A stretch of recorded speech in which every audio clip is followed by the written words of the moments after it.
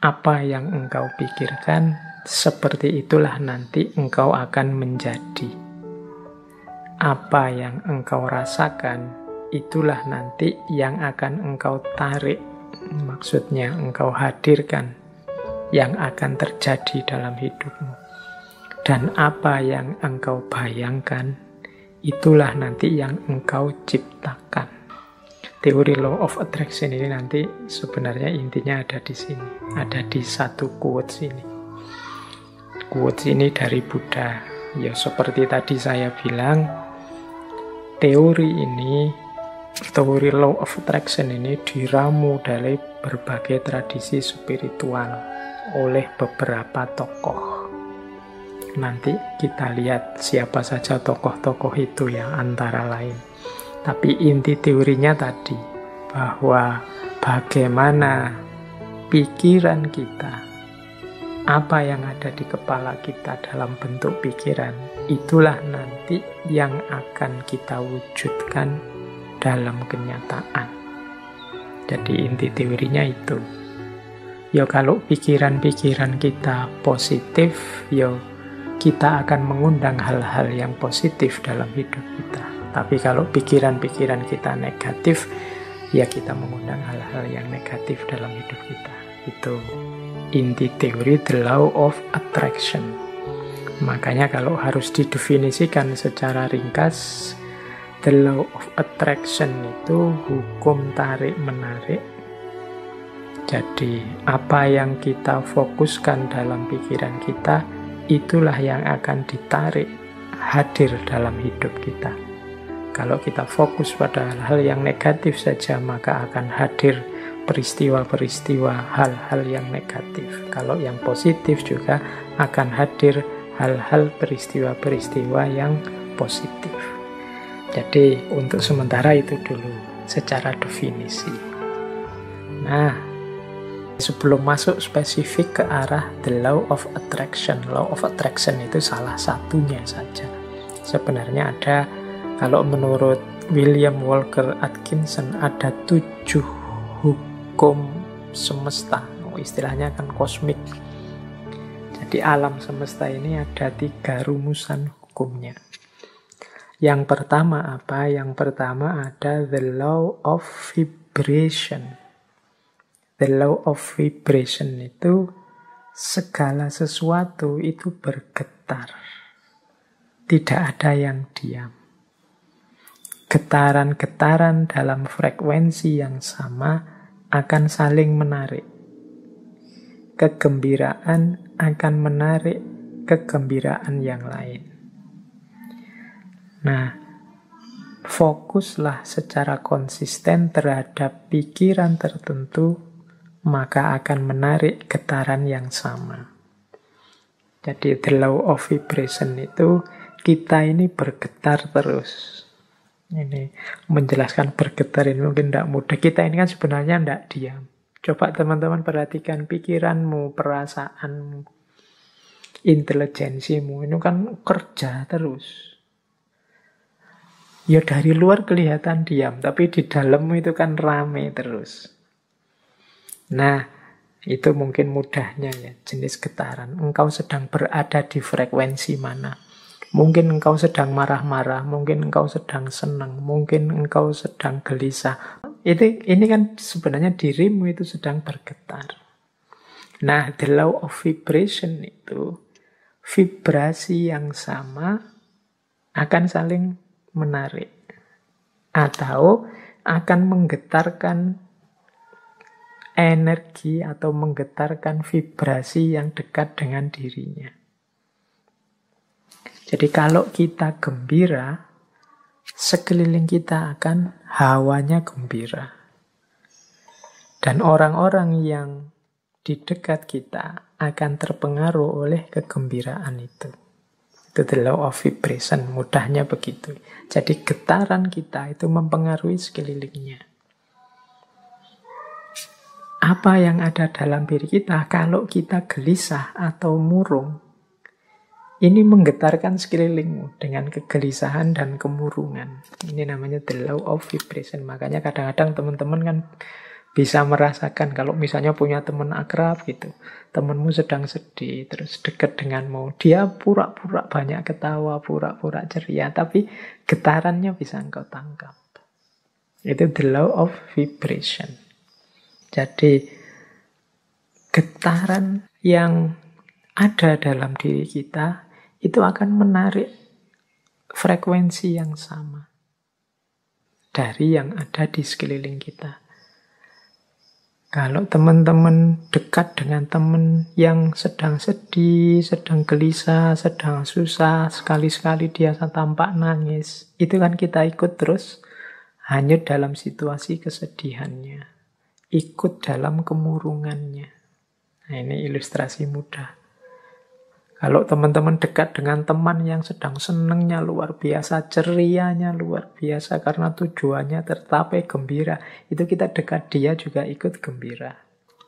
Jadi getaran yang ada dalam diri orang lain bisa mempengaruhi getaran yang ada dalam diri kita. Demikian pula sebaliknya. Jadi kegembiraan akan mendatangkan kegembiraan. Kesedihan juga akan mendatangkan kesedihan. Ini the law of vibration namanya. Menyikapi the law of vibration itu seperti apa? Ya menurut William Walker Atkinson adalah fokuslah pada yang baik-baik, yang indah-indah, yang nyaman-nyaman di pikiranmu. Apa yang engkau inginkan, fokuskan ke situ pikiranmu terus. Jadi getaran kesuksesan, getaran cita-cita keberhasilan, getaran cita-cita kebahagiaan itu biar menyebar kemana-mana dan menarik itu ke dalam dirimu. Yaitu, ayo mikir yang positif-positif saja. Ayo menginginkan yang baik-baik saja. Ayo mengharapkan yang nyaman-nyaman saja, yang damai-damai saja. Loh, itu nanti itulah yang akan hadir karena tertarik oleh getaran keinginan kita, getaran yang ada dalam diri kita. Itu namanya the law of vibration.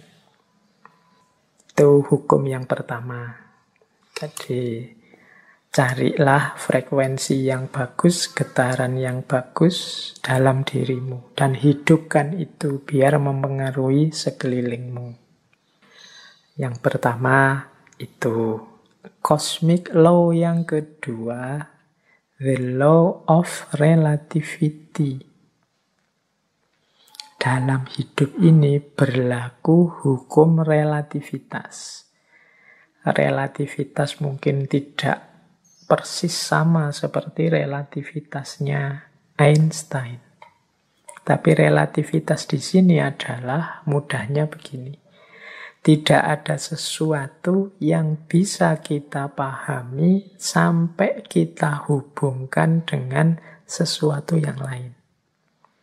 Apakah itu tentang sifat, nilai, kualitas, atau artinya sesuatu dan lain sebagainya, itu kita akan susah memahami kalau kita tidak menghubungkannya dengan yang lain. Itu namanya the law of relativity.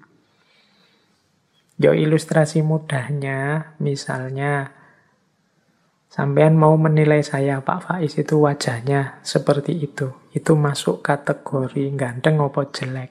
Itu kan susah kamu jawab, mungkin ya sungkan barang, tidak berani ngomong. Tapi mudahnya itu, kalian ngerti saya cakep apa jelek, itu kan ketika dibandingkan, dihubungkan dengan yang lain.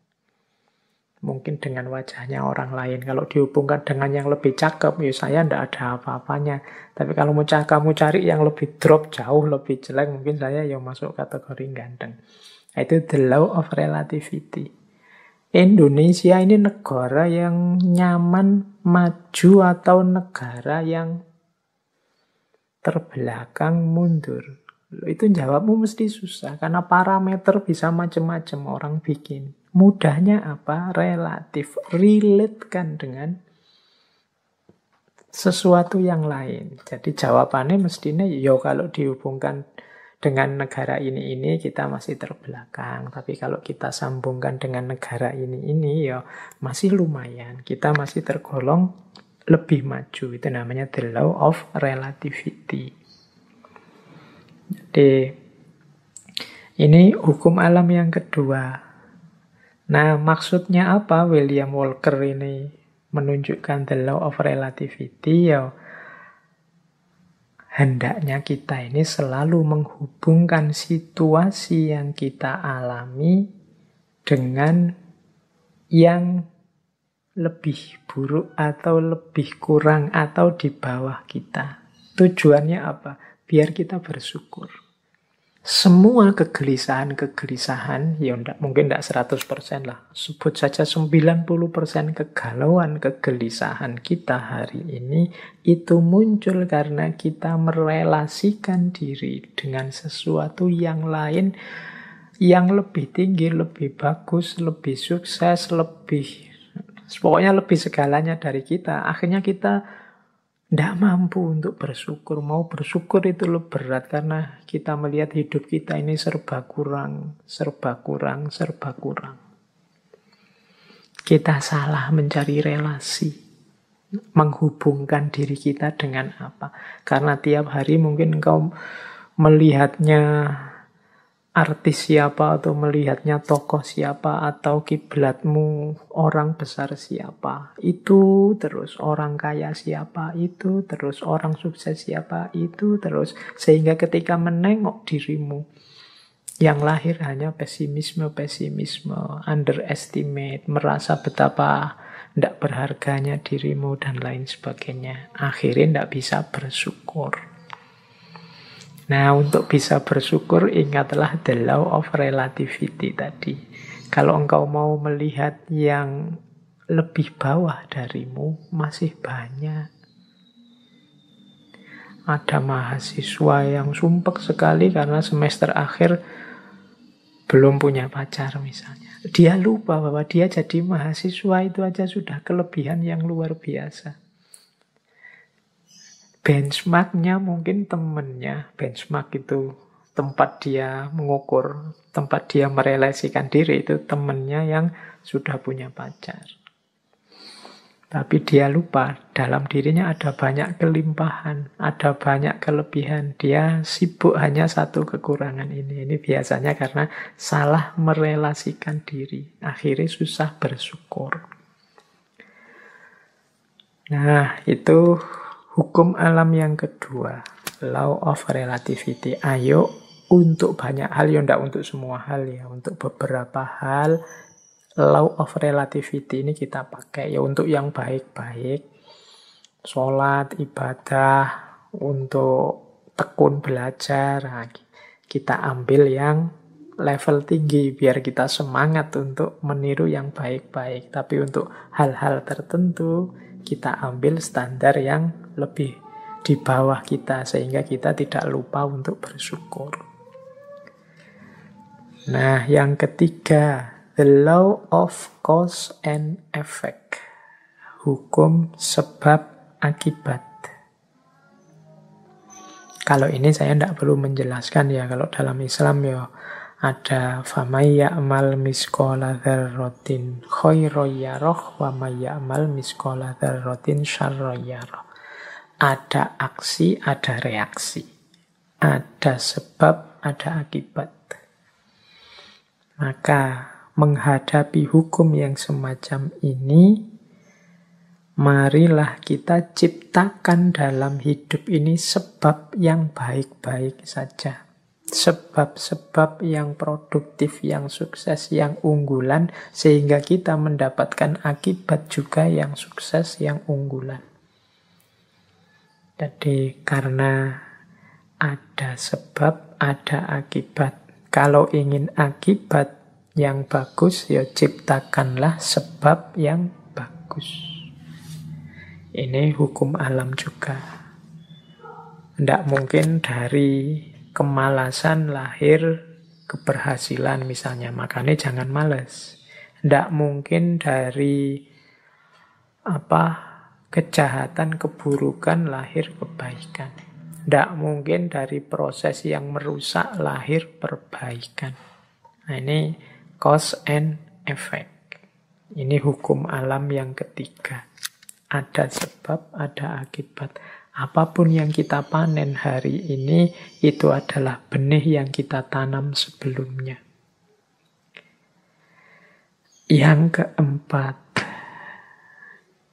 the law of polarity. Law of polarity ini, segala sesuatu dalam hidup ini ada pasangannya. Ada panas, ada dingin, ada terang, ada gelap. Ada atas bawah, ada baik buruk, ini pasangan.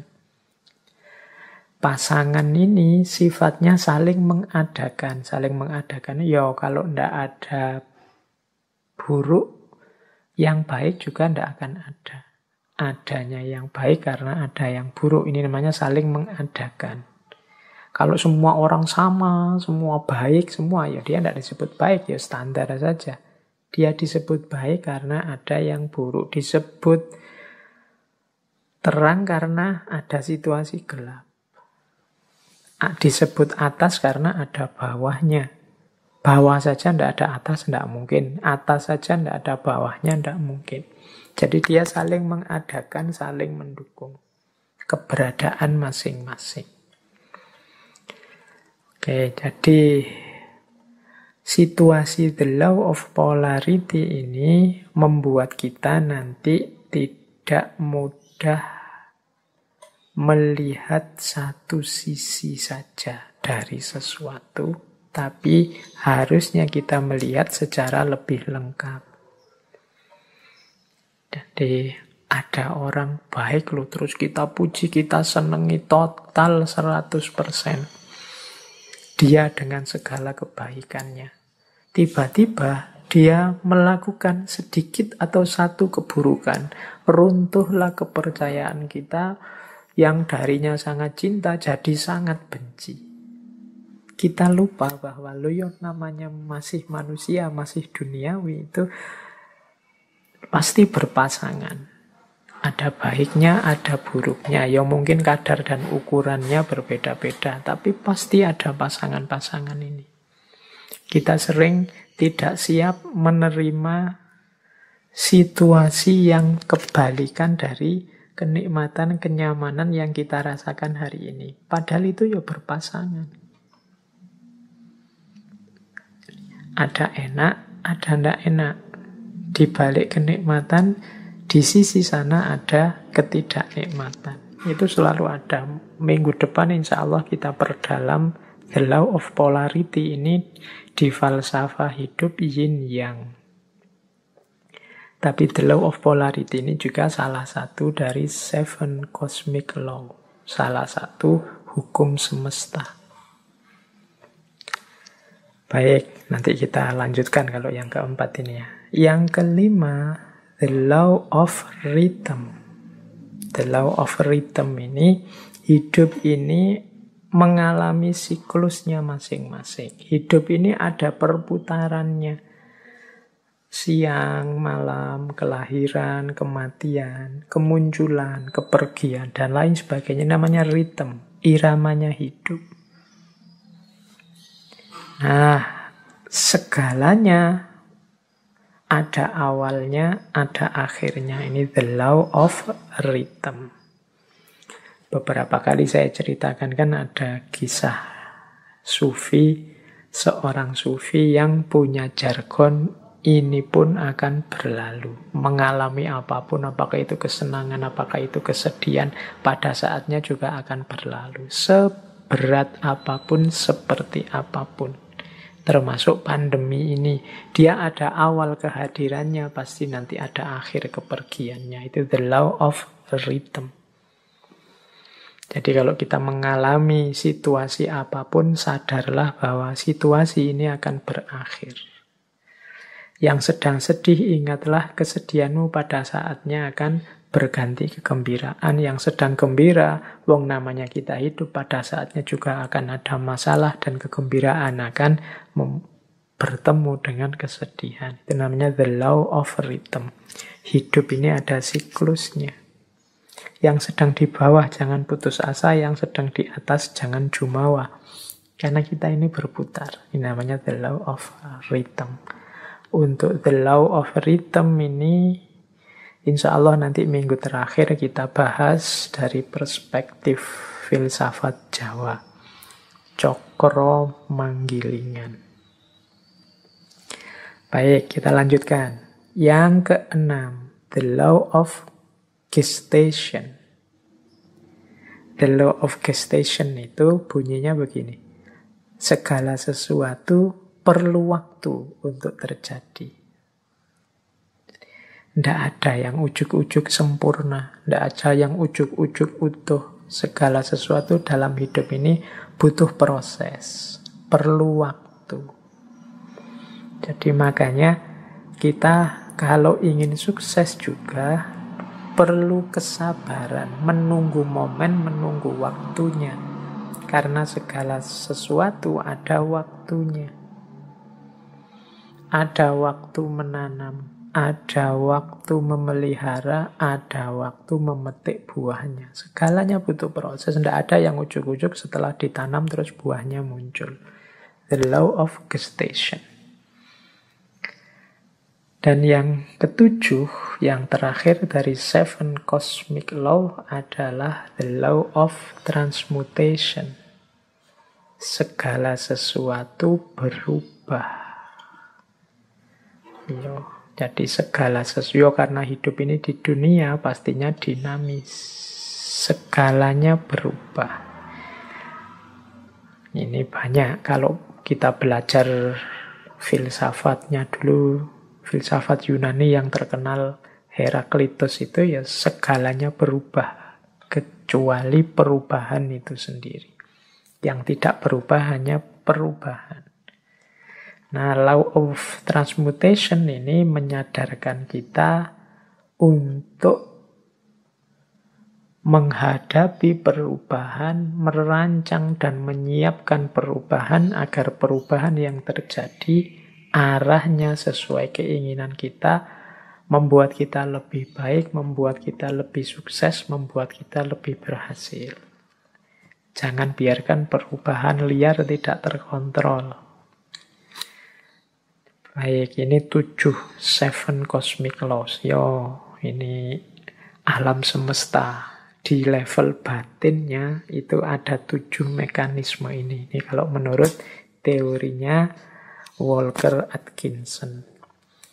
Nah, ini pengantar untuk tadi kalau ada yang tanya, Pak, natural law tadi katanya law of attraction ini bagian dari natural law ya, karena kayak tadi unsur natural law yang law of vibration, kemudian law of cause and effect, atau law of transmutation ini kan bisa mengimplikasikan law of attraction. Baik, kita masuk sekarang ke law of attraction-nya sendiri. Basic principles. Prinsip-prinsip dasarnya law of attraction itu di catatan saya secara umum ada 4. Yang pertama, apa yang engkau pikirkan, itulah yang engkau dapatkan. Yang kedua, pikiranmu menentukan bagaimana hidupmu. Yang ketiga, pikiran yang positif akan mendatangkan kehidupan yang positif. Dan yang keempat, pikiran yang negatif akan mendatangkan kehidupan yang juga negatif. Berarti law of attraction ini pertama-tama menyarankan kita untuk memperhatikan apa yang ada di pikiran kita. Isinya apa saja? Apakah isinya hal-hal yang positif ataukah isinya hal-hal yang negatif? Kalau isinya hal-hal yang positif, insya Allah hidup kita juga akan berwujud positif. Kalau isinya hal-hal yang negatif, ya wajahnya hidup kita adalah hidup yang negatif. Nah, ini masing-masing kita yang bisa ngerti. Coba ditengok deh. Atau mungkin manifestasi pikiran kita hari ini mungkin di status-status yang kita buat. Obrolan-obrolan dengan teman-teman kita hari ini. Coba kita muhasabahi, kita refleksi. Banyak positifnya atau banyak negatifnya.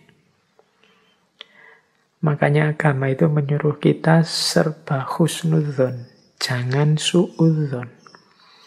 Husnudzon itu berarti mengisi pikiran dengan yang positif-positif. Maka hidup kita warnanya juga sesuai isi pikiran kita. Karena husnudzon, ya hidupnya jadi husn. Husn baik. Kebalikannya kalau suudzon, hidupnya juga akan termanifestasi jadi su. Pikirannya jelek, terus pikirannya negatif, terus curiga, terus. Ya sudah, hidupmu adalah hidup yang warnanya penuh kecurigaan. Hidup penuh kecurigaan itu kan hidup yang gelisah. Dari mana kegelisahan itu muncul? Engkau sendiri yang menciptakan. Dengan suudzonmu tadi, prasangka burukmu tadi. Coba tadi kamu prasangka baik, hidupmu jadi tenang. Dari mana ketenangan itu datang? Ya engkau ciptakan sendiri tadi. Karena engkau suudzon.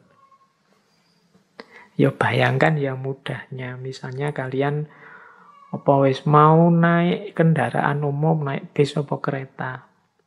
Itu kalau pikiranmu serba prasangka buruk. Jangan-jangan nanti dicopet. Jangan-jangan nanti di tengah jalan keretanya tabrakan mogok. Jangan-jangan pikirannya jelek terus.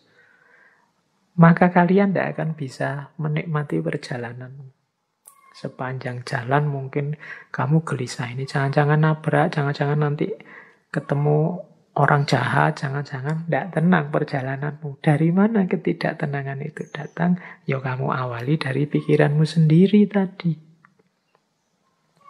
Tapi coba engkau husnudzon, jadi pikiran yang bersih, tidak curiga, yakin dengan kenyamanan, keamananmu, ya perjalananmu nyaman.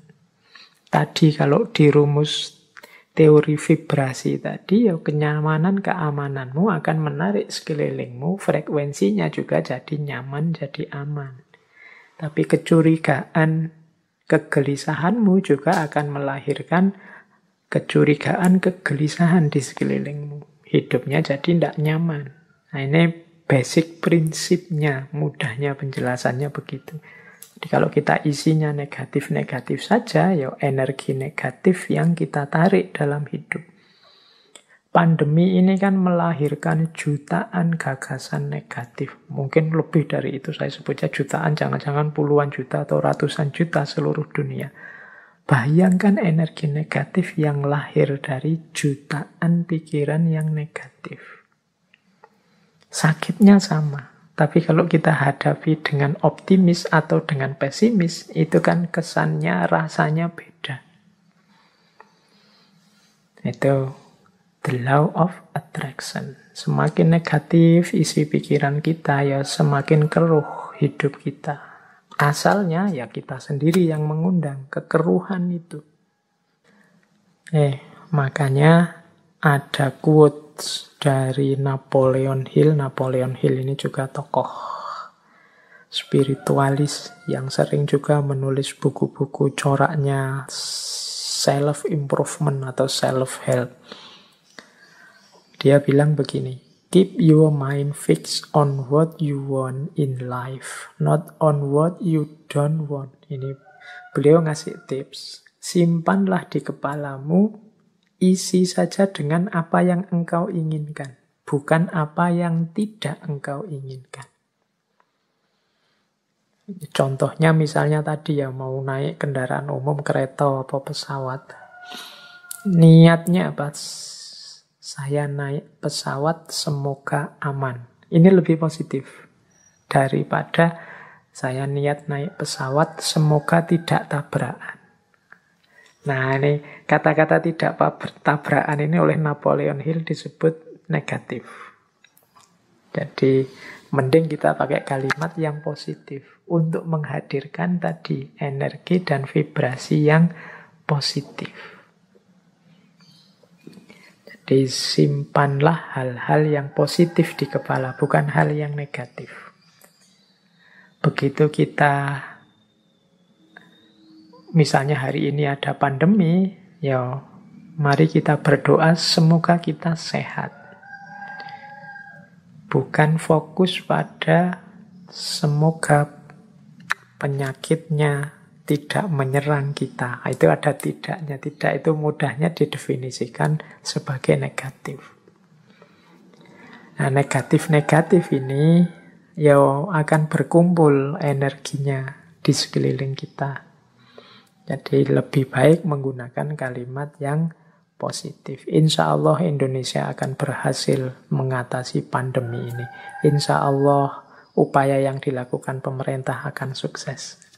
Nah, ini menghindari kalimat-kalimat yang negatif. Jangan-jangan meskipun sudah begini, masih belum sukses. Jangan-jangan, itu kalimat-kalimat kekhawatiran, kalimat-kalimat negatif akan berpengaruh. Jadi kuncinya the law of attraction itu, hindari pikiran-pikiran negatif, hindari pernyataan-pernyataan yang negatif.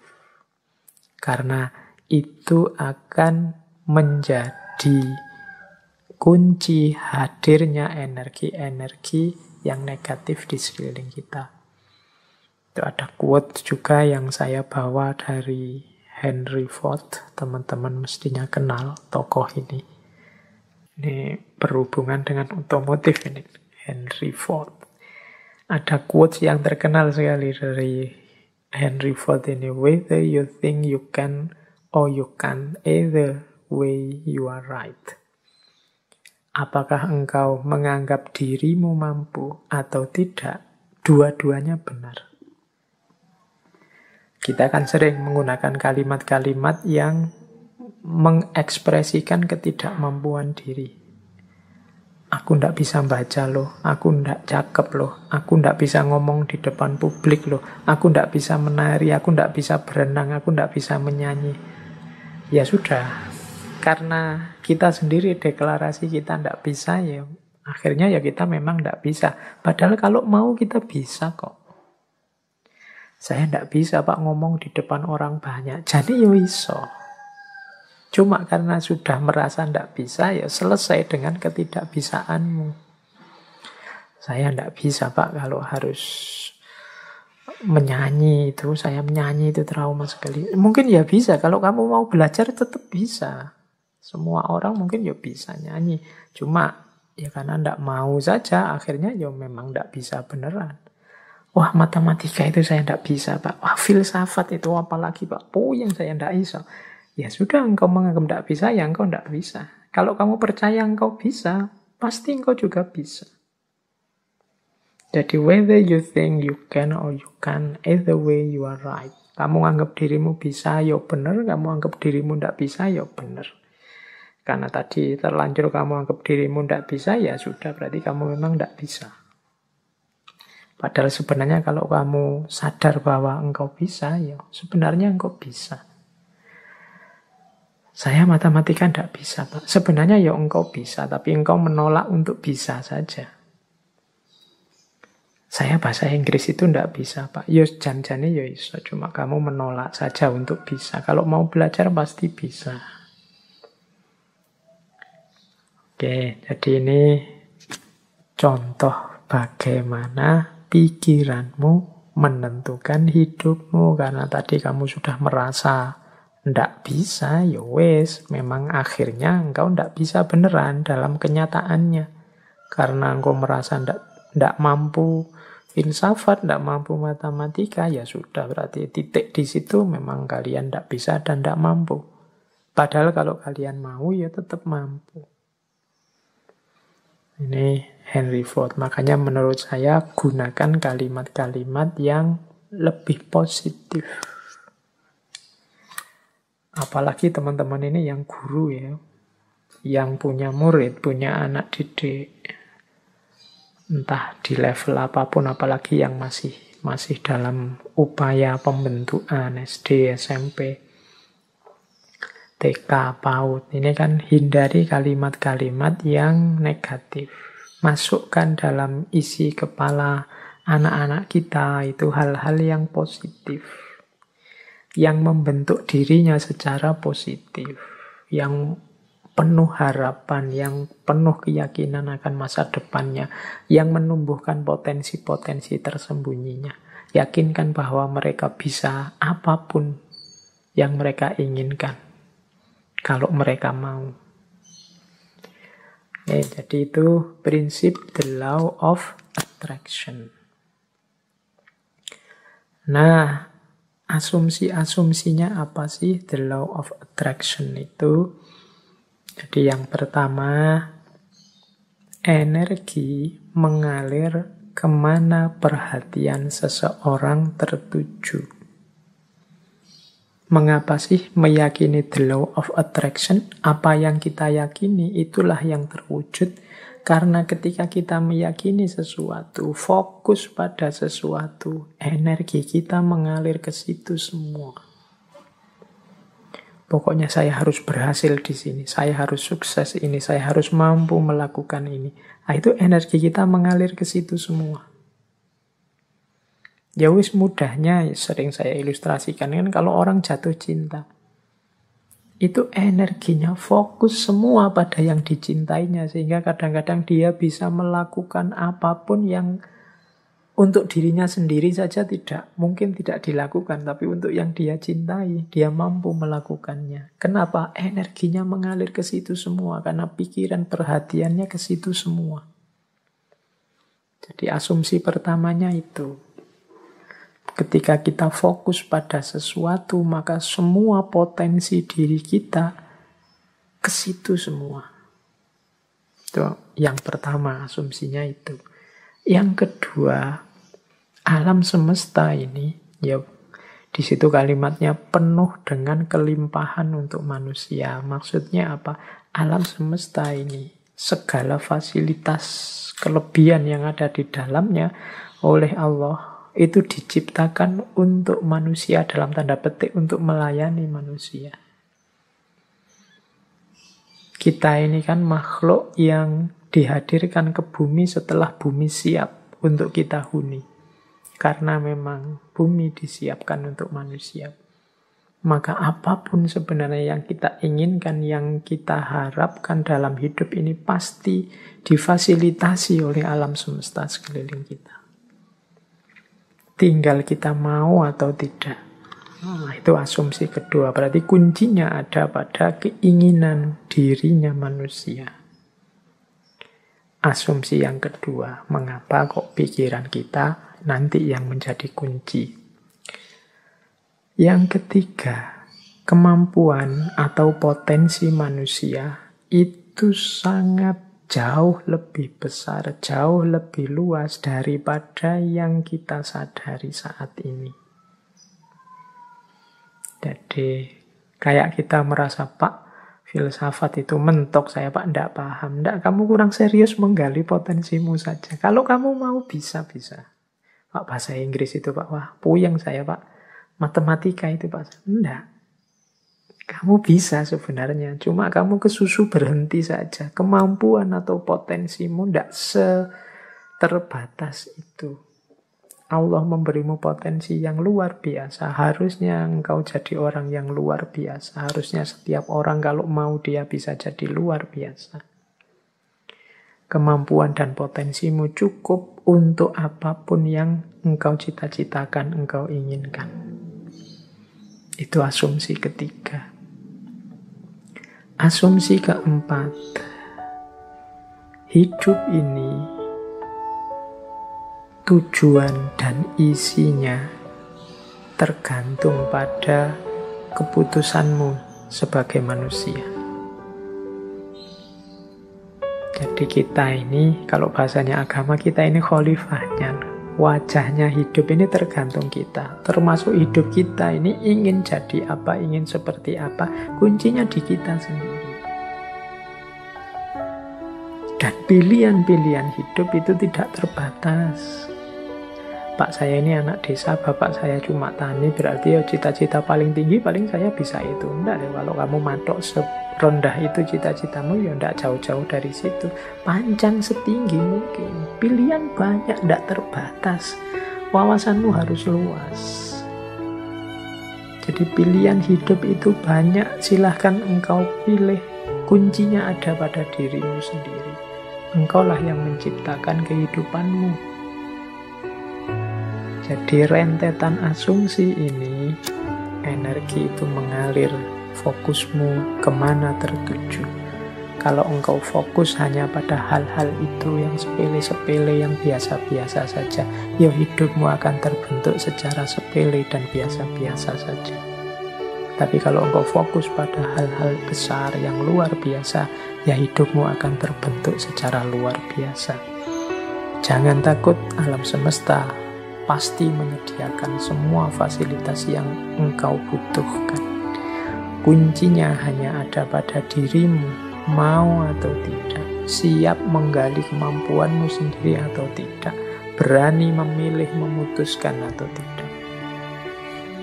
Apapun yang engkau putuskan, engkau pasti mampu mewujudkan dan alam semesta akan membantumu. Dan energimu akan fokus ke sana untuk melahirkan.